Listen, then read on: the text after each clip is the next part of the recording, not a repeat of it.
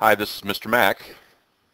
I want to talk today about scatter plots and lines of regression, or regression lines. Now, the topic before us today is one where mathematicians sometimes want to make predictions about things that will happen. And usually what they do is they look at patterns or general trends, and they say if this general trend continues, then we would expect this to be what would happen. Ordinarily, what we need to look at trends and make predictions is we need what's called bivariate data. Now, bivariate data is two numbers that are matched together in some way. You might have something like land area of a state and number of farms, or you might have length of highway in a state and the number of cars in a state, things like that. But in other words, we would have one number matched with another number. Now, when we have one number matched with another number, as in bivariate data, a lot of times we'll do things like a scatter plot. And let's just go to a rather silly example that I've come up with for bivariate data, and that would be in this chart right here. Now, what I've got in this chart is I have, let's see, how can I get this to move? I've got a chart that has a number of cities in the southeastern United States, and the population of those cities and the number of Walmarts in or around the city. So what we've got in the area of bivariate data, if we let the population of the cities be independent and then the number of Walmarts in the or around the cities be dependent upon the population, we have the ordered pairs 123, that's 123,000, 6, 243, 7, 346, 9, 409, 10, and 432, 9. And this would be our bivariate data. Notice we have an independent variable and a dependent variable. Now, there's lots of things we can do with this. One of the things we can do with this is we can make what is called a scatter plot. That would be a graph that graphs these ordered pairs. Now, I suppose we'll need to go get some graph paper, so we'll do that.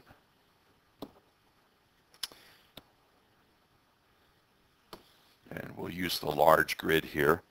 And we'll just make a little XY axis here. And we need to pick an appropriate scale for our XY axis. Let's let this be 5, 6, 7, 8, 9, and 10. And in this would be number of Walmarts. Oops, excuse me. Let's go back and change this. The independent variable, we're going to go from, say,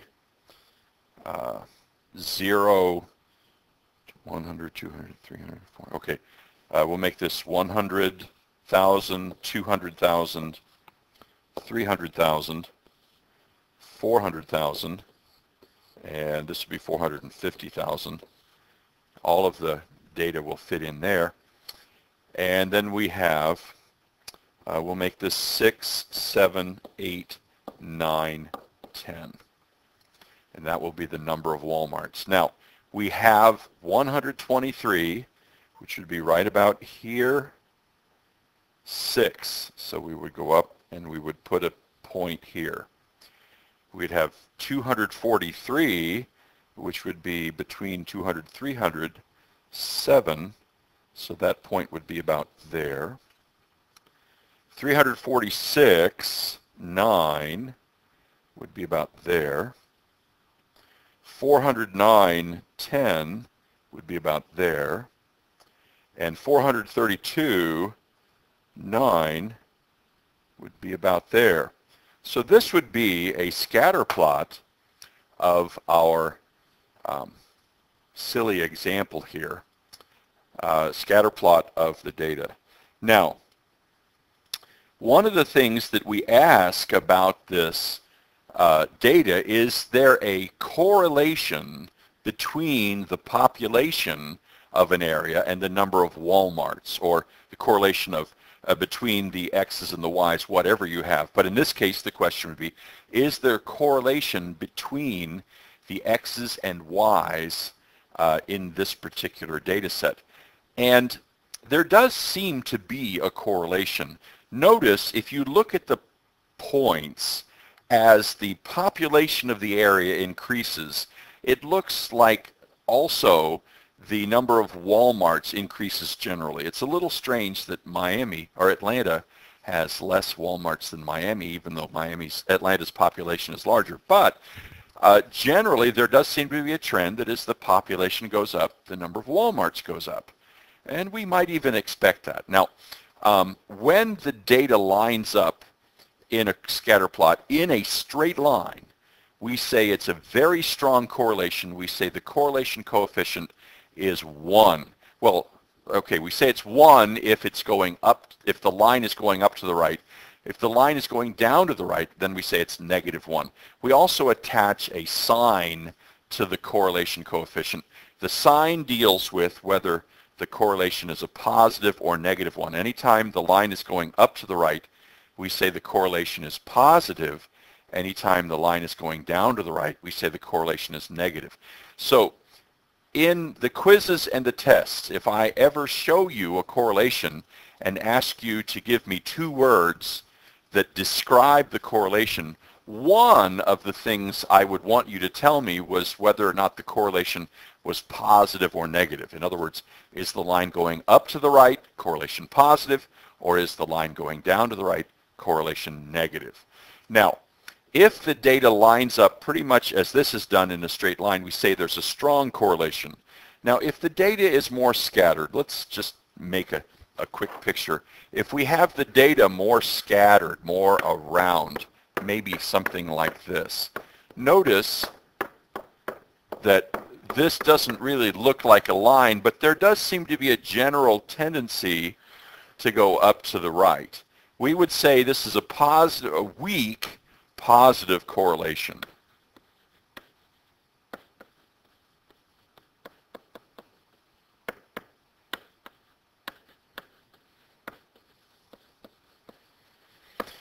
Now, if the data went up to the right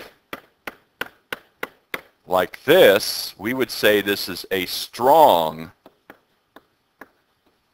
positive correlation.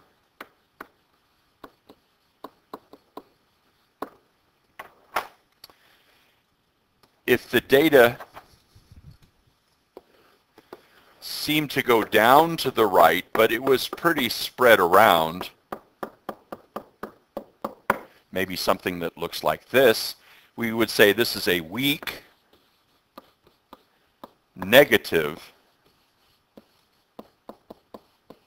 correlation.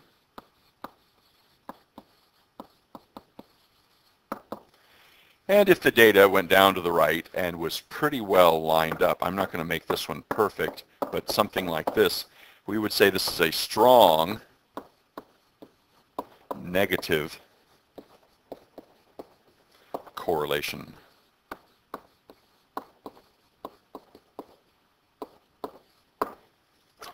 Now let's go back to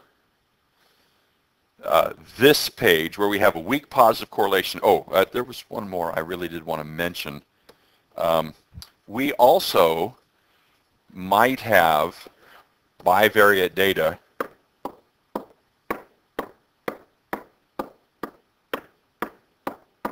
where there doesn't really appear to be a direction that the data is tending.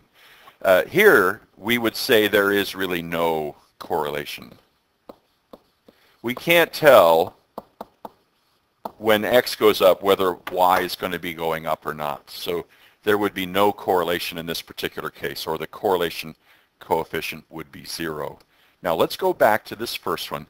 When we have a correlation, a lot of times what we do is we say, what would be the line of fit for this data? A lot of times it's referred to as the line of best fit.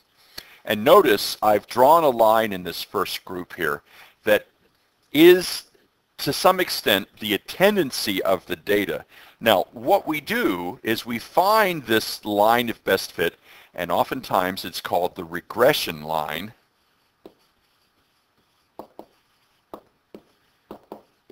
And then we use it to predict the Y for a particular X. And so sometimes it's called the prediction equation. And what we'll be asked to do in a lot of times, cases, is we'll be given an X and say what Y would we expect to be matched with that. And we would use the prediction equation. Now you can see that if we have a prediction equation like the strong positive correlation here, and I were to say, okay, what would happen, what would we expect to happen when X is this value? And you'd say, well, we'd expect Y to be this high. You'd be pretty secure in making that prediction. But over here, if I say, okay, if we had an X of this particular value, what would be the Y? Well, we would say this is what we would predict for Y, but you can see that we really wouldn't be nearly as secure in our prediction. So we like correlations that have stronger correlations. Now, it doesn't really matter, though, if the correlation is negative. Here's a line of fit for this correlation, for that data set, and here's a line of fit perhaps for this data set. Now notice on the strong negative correlation, we would be pretty secure in our predictions again, but in the weak negative correlation we would say, well, you know, we think it might be this, but we can't be as sure again. And it goes without saying that since we don't even have, I mean, there's no line there, we don't have any way to make a prediction, and if we tried to make a prediction, we wouldn't at all be secure that our prediction was anything but a guess.